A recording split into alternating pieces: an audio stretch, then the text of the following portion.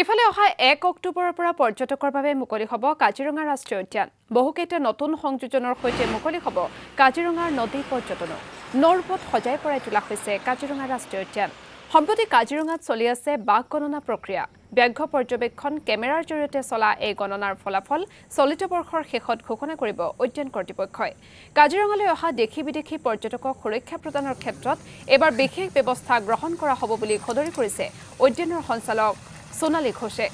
সুৰক্ষাৰ প্ৰতি লক্ষ্য ৰাখি অন্যান্য ব্যৱস্থাৰ লগতে বাধ্যতামূলক কৰা হৈছে জীপ চালকৰ ইউনিফৰ্ম আৰু পৰিচয় পত্ৰ। আৰু এই সন্দৰ্ভত মনোজ প্ৰতিম শইকীয়াৰ এক প্ৰতিবেদন আগবঢ়াইছো। পৰ্যটকৰ সুৰক্ষা আৰু সন্তুষ্টিক লৈ অহা 1 অক্টোবৰৰ পৰা মুকলি কৰিব বিশ্ব ঐতিহ্য ক্ষেত্ৰ কাজিৰঙা ৰাষ্ট্ৰীয় উদ্যান পৰ্যটকৰ বাবে মুকলি কৰি দিয়া হ'ব। তাৰ প্ৰাক্ষণত যদি চোৱা যায়, ইতিমধ্যে কাজিৰঙা ৰাষ্ট্ৰীয় উদ্যান সম্পূৰ্ণ সাজু হৈ পৰিছে। কাজিৰঙা ৰাষ্ট্ৰীয় উদ্যানে কি নতুন পৰিকল্পনা হাতত লৈছে আগন্তুক পৰ্যটন বৰ্ষৰ বাবে, এই বিষয়ে পাতিম। আমাৰ সৈতে উপস্থিত আছে কাজিৰঙা ৰাষ্ট্ৰীয় উদ্যান সঞ্চালিকা বাইদেউ। প্ৰথমতে বাইদেউ আপোনাৰ ওচৰলৈ আহিছোঁ, যিহেতু মাজত কেইটামান দিন বাকী, এই বৰ্ষত বিশেষকৈ লোৱা হৈছে যে পৰ্যটকৰ সন্তুষ্টি আৰু তেওঁলোকৰ সুৰক্ষা, গতিকে এই ক্ষেত্ৰত কেনেধৰণে আগবাঢ়িছে, নতুন কি পাব পৰ্যটকসকলে? শেহতীয়াকৈ কাজিৰঙাত বিভিন্নটা ব্যক্তিগত প্ৰতিষ্ঠান গঢ় লৈ উঠিছে। শেহতীয়াকৈ বৰশী বোৱা ইতিমধ্যে আৰম্ভ হৈছে, ভিণ্টেজ কাৰ আৰম্ভ হৈছে। আপোনালোকৰ ফালৰ পৰা কেনেধৰণে সাজু, কি ক'ব? Thank U.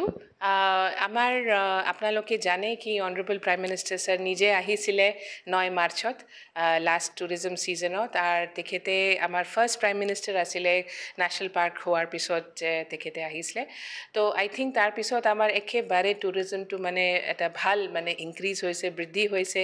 এতিয়া বহুত মানুহে আমাক ফোন কৰে কি অ'কে, আমিও মানে কাজিৰঙাৰ নামটো শুনা পাইছোঁ আৰু আমি আহিব বিচাৰিছোঁ। তো আমি আশা কৰিছোঁ কি এইবাৰ আমাৰ পৰ্যটক বৃদ্ধিটো ভালকৈ হ'ব।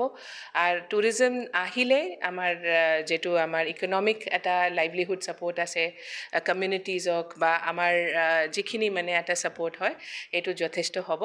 টুৰিজম কিন্তু আমি যেতিয়া ইনক্ৰিজ কৰিম, আমি সেইটোও ভাবিছোঁ কি টুৰিষ্টবিলাকে কোনো প্ৰকাৰে এটা কিবা আনটুৱাৰ্ড ইনচিডেণ্ট নহয়, কিবা এক্সিডেণ্ট নহয়, সেইটো কাৰণে এতিয়া আমাৰ আৰম্ভ হৈছে, ট্ৰেইনিংবিলাক চলি আছে। জিপচি ড্ৰাইভাৰ যিমান আমাৰ সকল জিপচি ড্ৰাইভাৰ, এইটো 500 মান জিপচি ড্ৰাইভাৰ সকলক আমি এতিয়া ট্ৰেইনিং দি আছোঁ।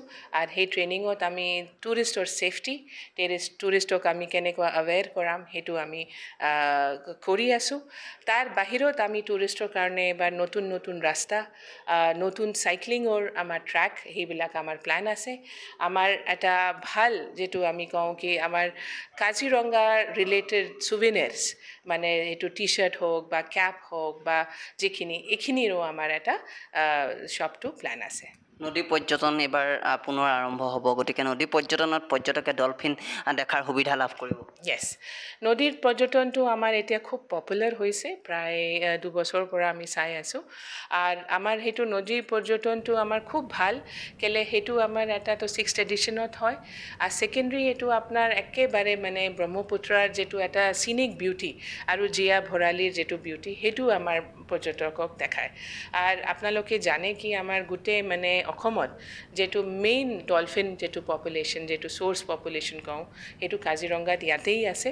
তো সেইটো কাৰণে এনি টাইম আৰু কোনো দিনত যদি আমি সেইটোতে টুৰিজমত যাওঁ, তো আমাৰ ডলফিনটো দেখা পায়। মনোজ প্ৰতিম শইকীয়া, আপোনাক এই মুহূৰ্তত ধন্যবাদ জ্ঞাপন কৰিছোঁ।